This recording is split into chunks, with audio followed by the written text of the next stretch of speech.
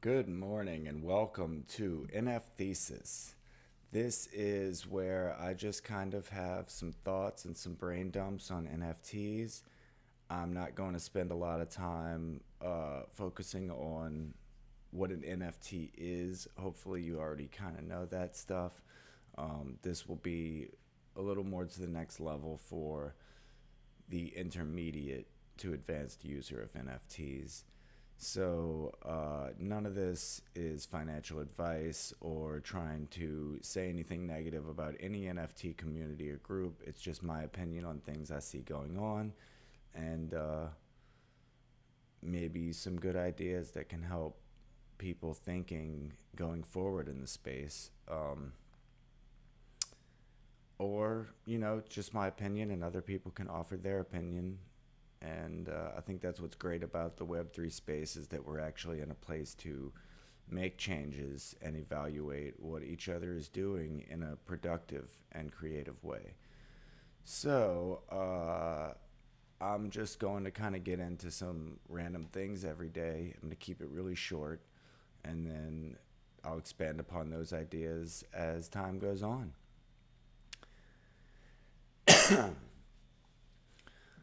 I guess the first thing I'm going to get into today is mint passes and pricing. I think this mint pass is really cool. I like mint passes because I think unwrapping NFTs is part of the cool part of unwrapping a pack of cards, or even, you see a comic, you can look at the cover, you can briefly look at it in the magazine, but it wasn't until you really got home and got to go through it that it was like, really enjoyed. And I think NFTs can kind of be that way with the Mint Pass system. You can purchase multiple Mint Passes and take your time opening them up as you feel, you want to. A matter of fact, I saved a Mint Pass for Christmas morning just so I would have an NFT to unwrap on Christmas morning, and that was really fun. Gas was low around Christmas, so that was nice. And that's another great thing about the Mint Pass system is it allows you to uh, unwrap the NFT when it's convenient for you as far as gas. Now, where it becomes not such a great system is if you're not going to sell out all of your Mint Passes. Now, what I mean by that is that if you're going to sell out your Mint Passes, it's a great idea because you're going to prevent gas wars by getting everybody to buy the same thing. Nobody is really competing for anything other than to get in. Nobody's competing for a specific NFT, so it really reduces the gas wars.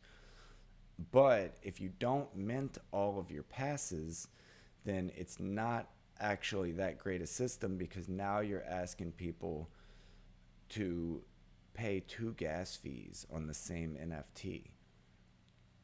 And, you know, people are not really going to like paying two gas fees just for that unwrapping thing because, say, a gas fee is going to be maybe as cheap as $25, but who wants to pay $25 twice for the same NFT, especially when they didn't have to go to war for it because you haven't sold all of your mint passes. If you're still sitting on a lot of mint passes, then you didn't actually have the need because there was never going to be a gas war for your NFT.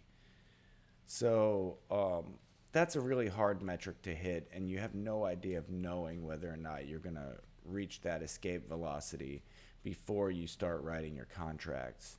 So I can't blame anyone for thinking that they might have sold out and then finding out they're not. Um, they may have known more than we do, and maybe things just didn't work out the same way for them as it did for other Mint Pass NFT projects. Um, I think that's where another point that I get into with high pricing is. So the biggest complaint about NFTs is that they are overpriced JPEGs. And I think that some projects don't help with this perception because A lot of this art wouldn't be valued at $500 to $600 for a digital copy of it in the traditional or any other like uh, career. The only way you would actually get that kind of money for a commission would be if it is actually a one of one, not just a version, a generative or whatever. Now, I do understand that these things have code and there's a lot of work that goes into these projects. So it's really hard for me to say after gas and for deploying the contract and all these other things whether or not NFT artists are charging fair prices for the amount of work they've put in. If you have a lot of code, your own website, your own Mint Pass system, devs that have worked on this thing, then you probably deserve a higher price tag than someone who's just deploying on an OpenSea or a Rarible contract because you had a lot of upfront costs of deploying your contract and all of those things. However, I think that lower pricing helps everyone. The reason I say that is because if I see a project and your mint price is zero point 0.1 per NFT, I'm really debating on whether or not I want to buy this thing. But if I see that your pricing is 0.02 for one NFT, well, then I'm probably going to think about buying four or five of them. And the reason is because obviously they're cheaper, but we're all in NFTs not just because we like the art, but because we want to speculate on our favorite artists. And the only way for us to be able to capture the upside of our favorite artists is to be able to resell those pieces. If the price it began at is already high, if you're already charging someone $400 up for an NFT, then it is going to make it a lot harder for the secondary market to move. So then these things have to really get into high price ranges for any floor movement. And honestly, I think that kills a project because if you had a lower rate and people were able to start, speculating by buying five of a thing and then listing two or three of them and not having to sell out of the project but remain a part of the community while still being able to sell NFTs, that would benefit the floor. It would also benefit each person who is holding and buying in the community. And it would benefit the artist because you're going to get that secondary royalty on your work, which I think artists should be setting that, at a good rate of at least 10%. Why shouldn't an artist get 10% on every secondary sale? I think that makes perfect sense. And I think lowering the price of entry to the point that your fans can now become equity holders and be able to sell without selling out is very important. And I think a lot of people don't really build their community well enough thinking about whether or not someone will be able to make money on their art. And I'm not just talking about flippers, but people who actually want to remain in the community would still like to capture some of the upside of a project. And that is part of the freedom that NFTs grant us. I think a lot of the reason prices are so high is because artists psychologically feel like they need to compete with the gas fee. And I disagree with that. I think that by competing with the gas fee, you are raising your rates to the point that you are pricing some people out. I see how it could be offensive to an artist to say, oh, the miner got more money than me on this transaction.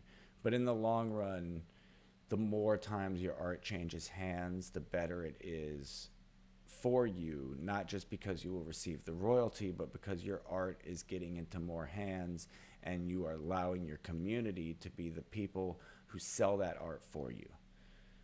I think that that is one of the great things about NFTs is you can turn your community into your advocates, and it really, if you're a person who believes in someone early, then you get to capture all of that upside, and you get to be a part of that communal growth, and you get to take home a little bit of cash for that.